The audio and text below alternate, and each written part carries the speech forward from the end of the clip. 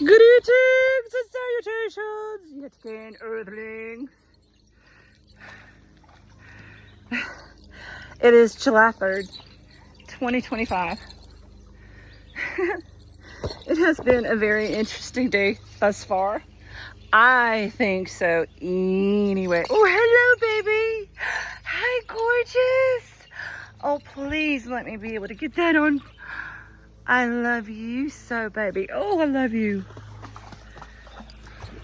Okay, so the cyclical stuff with Uranus in World War II, there has been very specific reasons that I was in specific places at certain times for absolutely the reasons I was supposed to. Hello, gorgeous. I love you. I love how they hyper-focus me in on things. Seriously. Oh, my babies. Anyway. World War II. Alright. The atrocities also, what preluded that was the experimentations on people in mental institutions.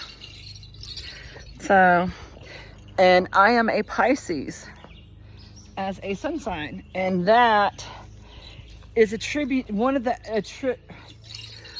things attributed to Pisces people, other than the fact that they're supposed to be the rulers of the feet, which is fascinating considering they're aquatic creatures, and yet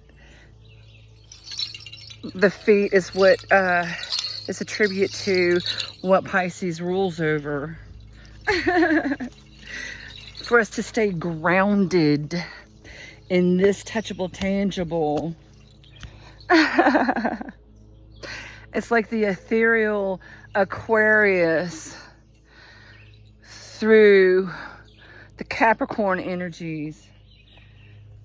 It's like they purified those devil energies. They purified them. They baptized them in the living waters to ground. And that's how they took those grounded energies from the Capricorns and transmuted and transformed them into the ethers. Because like I keep getting hit on my spidey senses about when they started doing the collegiate books and things. And that's an interesting thing too. A gentleman I had met that I was thinking about writing a book about, because the people he knew, that thing about 9 people being removed from everybody. Everyone is 9 people removed from everybody. So he wrote, he edited college books, collegiate,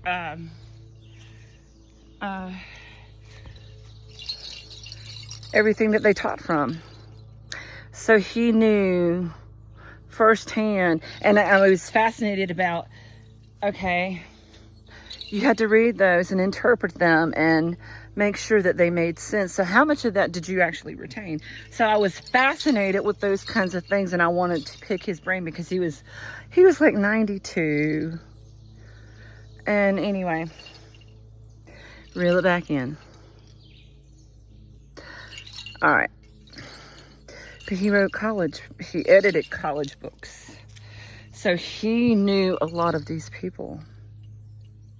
And he knew, I think he said it was the Dalai Lama. I got notes somewhere of the one interview at the library I had with him. But anyway, yeah, it was fascinating, the connections. But they left out the ethers in the elemental chart. It was written with the ethers in mind, and how the ethers interact with the touchable, tangible. And together, I mean, they deliberately left that out because it's in the way that the elements interact is part of our operating abilities of this physical, touchable, tangible. So, but they can't figure that out. Okay, and the way all right, this is how I'm feeling this. You had the original Earthlings, okay, that were living and thriving. When this race came down, I think what happened is their ship or whatever crashed to the earth or whatever, and they were stuck here. I don't know. But they weren't as evolved in ways that we were spiritually. So the snake that was introduced into Eden was that species that forced themselves onto the original Earthlings, and they were compatible enough to interbreed. So the ones that were forced against their will, that's the karma that they have to pay, because we didn't agree to that. So the karma had to play out. And our lifespan was more than theirs. And that's why they forced to interbreed with us rather than stay separate, because and when they forced their will onto us, then there was something about energetically, because they weren't spiritually able to hold the energies and the light that is part of our touchable, tangible bodies requirements, because they weren't of this world. So they weren't designed to, they weren't physically designed to thrive in our environment. So they figured out a way to interbreed, is how this feels. But our ancestors knew that all we had to do was let evolution take its toll, because love always wins. Our higher vibration, our natural higher vibrations and of love and everything is what's tuned to Mother Earth herself. And nature always finds a way. Always. And we are just to be the most beautiful reflection of Father God, enjoying the Eden He gave us, wherever that is, whatever moment, whatever setting. It doesn't have to necessarily be a garden. He wants us to explore and savor His beautiful gift that He gave us. So, but there's something about Uranus and the whole Gemini stuff. Okay, my paternal grandfather was Gemini, and I never could understand why, Lord, why. Man, I never saw them say a kind word to each other. They were always fussing. If they said anything to each other. I never saw them laugh together. I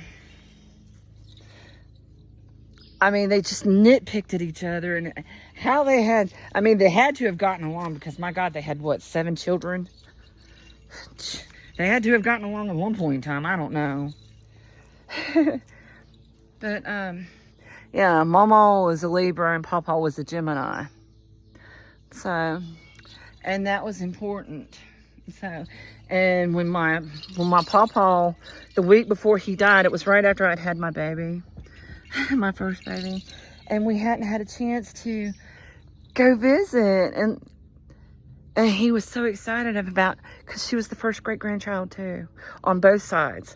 On her dad's side of the family and my side of the family. She was the first. So, well, no, she wasn't. Unfortunately, my niece wasn't raised knowing us as her family. And I honestly, I lovingly say that that's probably had been for the best. So, as much as I love my family, my brother's an alcoholic, and him and my mom have this codependent dynamic that is very unhealthy, and I am trying my best not to do that with my son. So